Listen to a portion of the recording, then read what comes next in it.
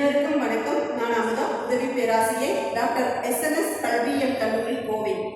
இன்னைக்கு நம்ம வந்துட்டு ஜெண்டர் ஸ்கூல் அண்ட் சொசைட்டி அப்படிங்கிற பாடப்பகுதியை பற்றி பார்க்க போகிறோம். ஆல்ரெடி நம்ம இதை பற்றி நிறைய வீடியோஸ் பார்த்துருக்கோம். பாலினம், பள்ளி மற்றும் சமுதாயம். இன்றைய சூழலில் பள்ளி சூழலில் குழந்தைங்களுக்கு நிறைய வந்துட்டு அபியூஸ் ஏற்பட்டு இருக்கு. அதாவது பாலியல் துன்புறுத்தல்கள் ஏற்பட்டு இருக்குது. அது தொடர்பான செய்திகளை தான் இந்த 4வது அளவில் பார்த்துட்டு இருக்கோம். 4வது அளவில் இந்த பகுதியில் வந்து முக்கியமான ஒரு தலைப்பு பெண்கள், குழந்தைகள் அவங்களுக்கு பாலியல் தொடர்பான பிரச்சனைகள்ல இருந்து எப்படி அவங்களை பாதுகாக்கணும், என்னென்ன மாதிரி சூழலை, குடும்ப சூழல்ல, பள்ளி சூழல்ல, சமுதாய சூழலை எப்படி அவங்களை பாதுகாக்கணும், பாதுகாக்கிறதுனா என்ன, யார் அவங்களை பாதுகாக்கிறது உதவிகரமாக இருக்கிறது அப்படிங்கிறது பார்க்கும்போது இன்னைக்கு நம்ம பார்க்க போகிற டாபிக் கல்வி.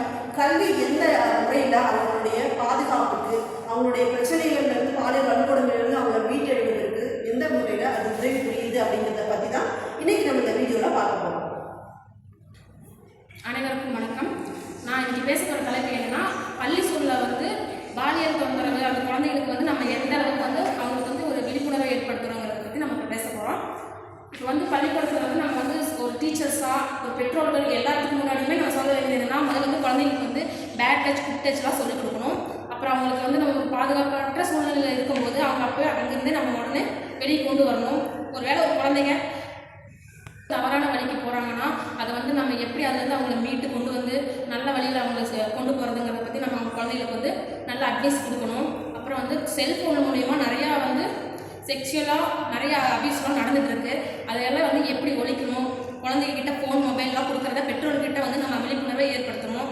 இந்த மாதிரி வந்து நம்ம குழந்தைகளை வந்து பாலியல் தொந்தரவுலேருந்து நம்ம வந்து அவங்களை வந்து வெளிக்கொண்டு வரக்கு நிறைய விழிப்புணர்வுகள் ஏற்படுத்தணும். ஸ்கூலில் இருந்து டீச்சர்ஸாக நம்ம வந்து அவங்கக்கிட்ட என்னென்ன பிரச்சனை இருக்குது அதெல்லாம் கேட்டு நம்ம தெரிஞ்சுக்கணும். நம்ம அவங்கள சுற்றி என்ன நடக்குது, என்னென்ன சூழ்நிலை அவங்க இருந்து வர்றாங்க அதெல்லாம் நம்ம கேட்டு தெரிஞ்சுக்கணும்.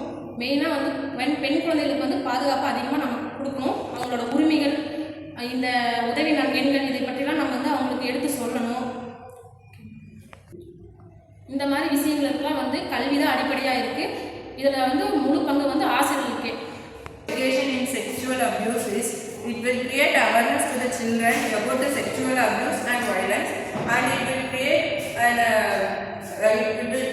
awareness about children's rights and protection, and it will promote bad touch and good touch education, and it will create an awareness about gender, and we have to see all the genders are equal and give opportunity to all, and it will create confidence to say no to the unwanted things, and it will develop a confidence to come and report to the teacher or parents about their bad situations, and it will give confidence and self-esteem.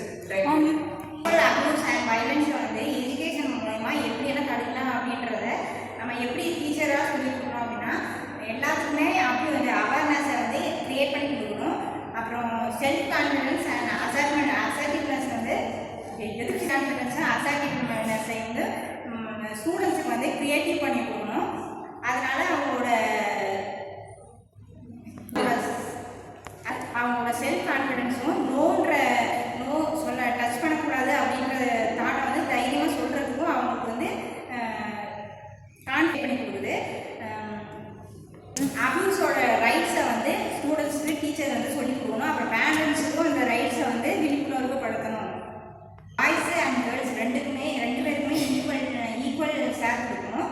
அவங்கள protect பண்ணி பத்திரமா பார்க்கணும். அவங்க ரெஸ்பெக்டும் கொடுக்கணும்னு சொல்லுவாங்க.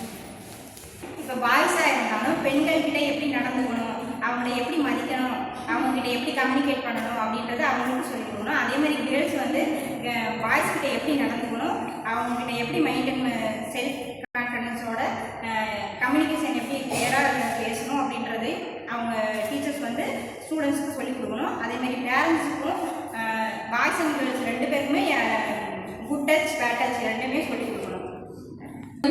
சில்ட்ரனுக்கு வந்து அந்த children இப்போ நம்ம டீச்சர்ஸ் இருந்தால் அந்த சில்ட்ரனுக்கு ஏதாச்சும் ப்ராப்ளம் இருந்தால் அவங்கள பர்சனலாக தனியாக கூட்டி போய் பேச வைக்கணும். என்ன நடந்து ஏதாச்சும் ப்ராப்ளம் இருக்கான்னு பேச வைக்கணும்.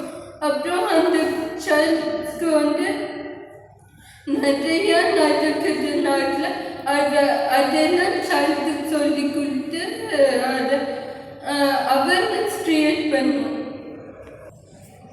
கல்வி அப்படிங்கிறது ஒருவனுக்குள்ள இருக்கிற ஆற்றலை வெளிக்கொண்டு வருவது தான் கல்வி அப்படின்னு சொல்லி விவேகானந்தர் சொல்லியிருக்காரு. அது மாதிரி ஒவ்வொரு மனிதனுக்குள்ள இருக்கிற அறிவை மட்டும் வெளிக்கொண்டு வருவது கல்வியோட நோக்கம் கிடையாது.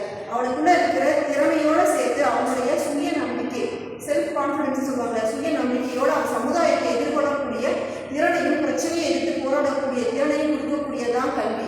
அது போலவே இன்றைய சூழல்ல பெண் குழந்தைகளுக்கு பாலியல் வன்கொடுமை தொடர்பான மற்ற சவால்கள் மட்டும் நம்ம குடும்பத்தில் ஏற்படக்கூடிய, சமுதாயத்தில் ஏற்படக்கூடிய, வேலைப்பளவில் ஏற்படக்கூடிய, எல்லா இடத்திலும் ஏற்படக்கூடிய அனைத்து இடங்களிலுமே தைரியத்தோட சுய நம்பிக்கையோட எழுச்சியோட ஆளுமை பண்போட எதிர்கொள்ளக்கூடிய ஒரு முக்கியமான ஆயுதமாக கல்வியாக இருக்கக்கூடியது கல்வி மட்டும்தான். எனவே கல்வியின் மூலமாக